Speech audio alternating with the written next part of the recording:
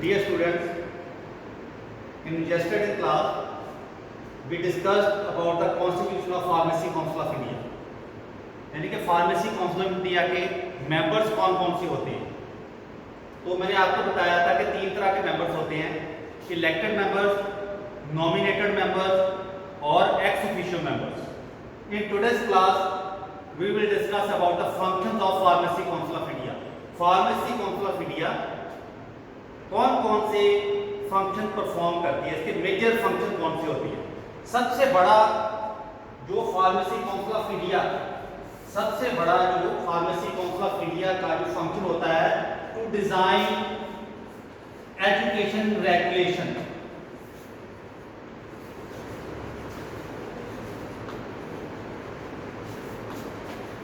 To design education regulation.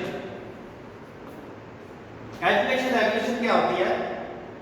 Minimum standard laid down by Pharmacy Council of India to become a registered pharmacist. Registered pharmacist बनने के लिए minimum standards कौन कौन सी हैं?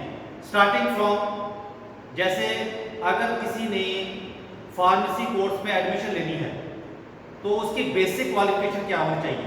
जैसे आपको पता है, आप जहाँ बैठे हो तो डी फार्मेसी में एडमिशन लिया है तो आपकी बेसिक क्वालिफिकेशन है +2 मेडिकल या नॉन मेडिकल। तो ये भी जो फिक्स कौन करता है?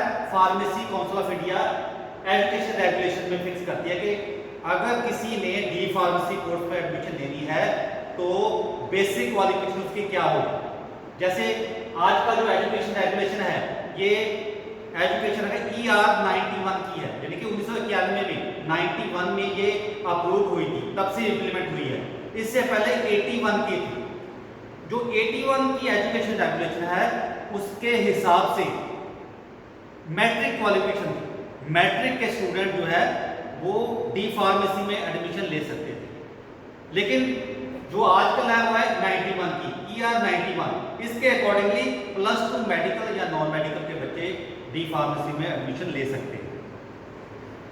तो ये सब जो मिनिमम स्टैंडर्ड्स है laid down by Pharmacy Council of India to become a registered pharmacist is known as education regulation। तो जो एजुकेशन रेगुलेशन है इसमें क्या क्या बातें होती हैं?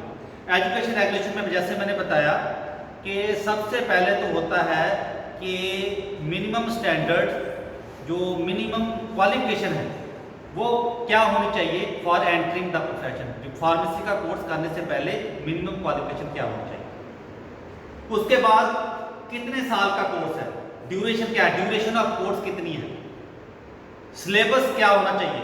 जैसे फार्मेसी 2 साल का कोर्स है, फर्स्ट ईयर में कौन सा सिलेबस होगा, कौन कौन से सब्जेक्ट होंगे, कितने कितने आवर्स, कितने कितने पीरियड किसके सब्जेक्ट को चाहिए।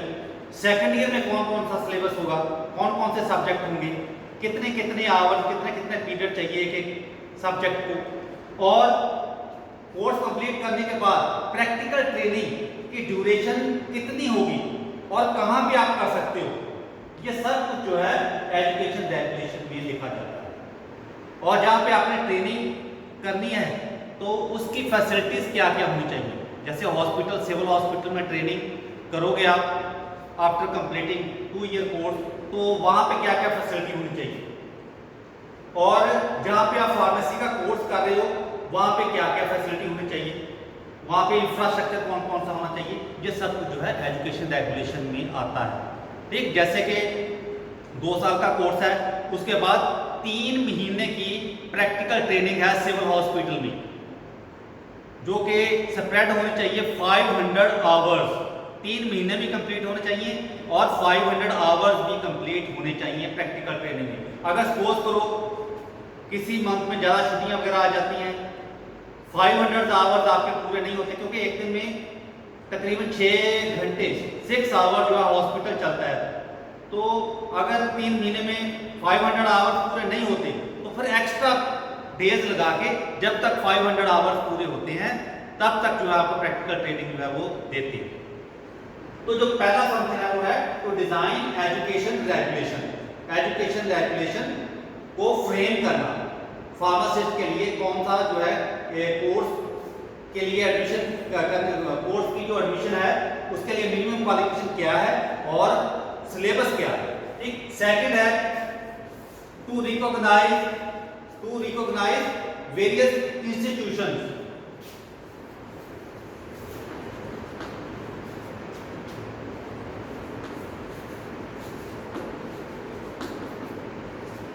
फार्मेसी का कोर्स कोई अगर शुरू करना चाहती है कोई इंस्टीट्यूशन, तो उसको रिकॉग्नाइज करना, जो पहले चल रहा है अगर वहाँ पे फैसिलिटी नहीं है तो उसको डी रिकॉग्नाइज करना, ये सब जो है पीसीआई का काम होता है। पीसीआई अपनी इंस्पेक्टर भेजती है, कॉलेज में फैसिलिटी देखती है कि एजुकेशन रेगुलेशन के हिसाब से वहाँ पे फैसिलिटी है या नहीं है।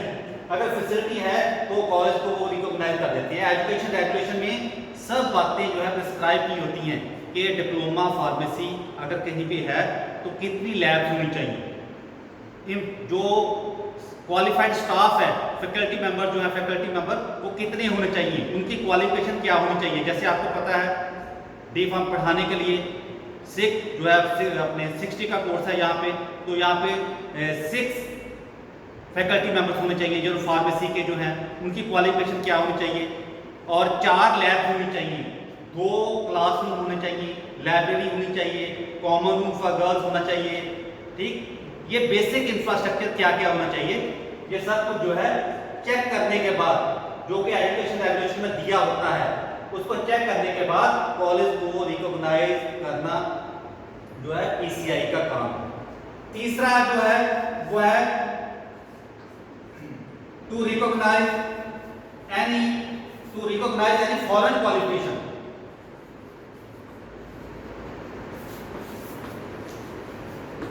फॉरेन क्वालिफिकेशन, सपोज करो कोई बाहर से फार्मेसी का कोर्स करके आया है, अब्रॉड से, बाहर कंट्री से कोई फार्मेसी का कोर्स करके आया है, तो उस कोर्स को मानना या ना मानना पीसीआई के हाथ में। पीसीआई जो है एनी फॉरेन क्वालिफिकेशन को अप्रूव भी कर सकती है, डिसअप्रूव भी कर सकती है। जनरली इंडियन सिटीजन है, कोई बाहर कंट्री से, सपोज करो कनाडा से, इंग्लैंड से पढ़ के आया है, फार्मेसी का कोर्स करके आया है, तो उसको पीसीआई रिकॉग्नाइज कर देती है अगर सेम कोर्स किसी और ने किया है, उसी कंट्री वाले ने, और उस पर्सन को अलाउ कर दिया है उस कंट्री ने अपने देश में to enter the profession of pharmacy. Suppose करो एक कनाडा का सिटीजन है, एक इंडियन जो सिटीजन है, दोनों इकट्ठे पढ़े हैं कनाडा में, तो कनाडा में अगर कनाडा वाले को उन्होंने अलाउ कर दिया है, इसका मतलब है जो फार्मेसी क्वालिफिकेशन जो सफिशिएंट है, तो इंडियन को भी जो है हम यहाँ पे प्रोफेशन, उसी फार्मेसी प्रोफेशन में जो है अलाउ करते हैं। ठीक, तो एनी फॉरेन क्वालिफिकेशन को मानना या ना मानना, अप्रूव करना फार्मेसी काउंसिल ऑफ इंडिया का फंक्शन है। फोर्थ फंक्शन जो है वो है टू मेंटेन सेंट्रल रजिस्टर।